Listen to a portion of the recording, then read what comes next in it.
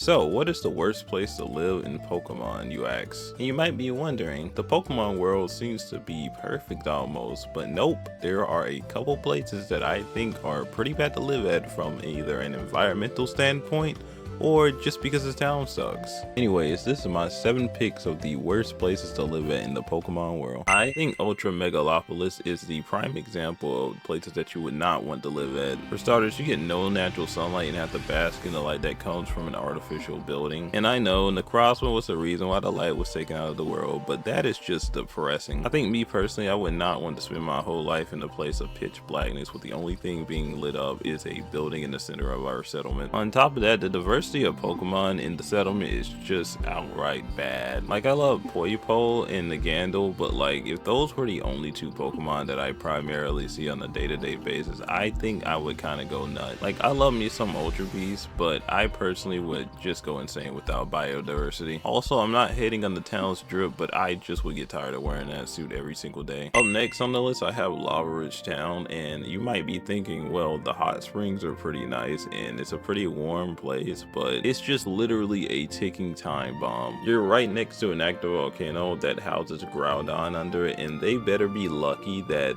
Groudon did not just blow away that whole town during the story. And they better be double lucky because Team Aqua and Team Magma actively mess with the volcano and they failed, but what if they would have actually triggered it to erupt? And spoiler alert, we actually have evidence of a town being destroyed by a volcano, and that town is actually up next. Yep, you guessed it, Cinnabar Island, and I'm gonna lump this in with Lava Ridge because this is the results of building a town right next to a volcano. I wonder like who first settled there and thought it was a good idea to put a town right next to, you know, an active volcano that they know could erupt at any single moment. As a matter of fact, you know Entei's running around the world somewhere, so imagine like Entei just unluckily just rolls up into your town next to the volcano and just decides to bark and it just erupts the volcano. Whoops, goodbye Lava Ridge Town and goodbye Cinnabar Island. And I get Blaine is the fire type gym leader, but who told him and all the people at Cinnabar Island to just build everything next to an active volcano? Same with Flannery, I get that she just inherited that gym, but that gym is a ticking time bomb, so she might not be there too long and learn the same lesson that Blaine did. I guess the only thing good that came out of Cinnabar Island is the creation of Mewtwo, but other than that, I think it's just a stupid place to build a town. Which, coming up next is another town that I don't think is stupid, but like the sheer amount of pollution coming out of this place is crazy. We got Oreburgh City, the city that mines 24/7, which if you really think about it has to be really bad for the local air quality. Just think about it, both people and Pokemon on a daily basis have to breathe it in, which is probably really bad for both people and Pokemon's respiratory systems. But at least the town is functioning, unlike Po Town in the Alola region. Imagine being one of those Team Skull losers that are just camping out here, just waiting for something to happen and taking orders from Guzma, only to get curb stomped by your local 10-year-old kid out on their Pokemon journey. And this town can't even bring in enough money to keep the lights on inside of the Pokemon Center, which is crazy. So I guess just be glad that you aren't a Team Skull member and you're just a resident of this really poor town, as the name implies. Yeah, no, I think just Po Town in general is just one of the worst places to live outright, even though it's in one of the most beautiful regions. But surprisingly, Lakasona Town is actually another awful place to live too. Not even because the residence isn't nice and the town isn't really built well, it's just because of the folklore that's here. Imagine being born in a town that just has a rumor about a Pokemon that is ice cold that will freeze you, take it back to its cave and just eat you alive, which is why nobody in this town that is local to it will go outside at night. I mean, imagine being that poor soul that walks out at night and Kyurem sees you, it freezes you to death, and then it munches on your body for the next couple days. Yep, I bet a lot of you are looking at Kyurem a little bit different and kind of forgot that that was part of his lore. But by far the worst, and I mean the worst,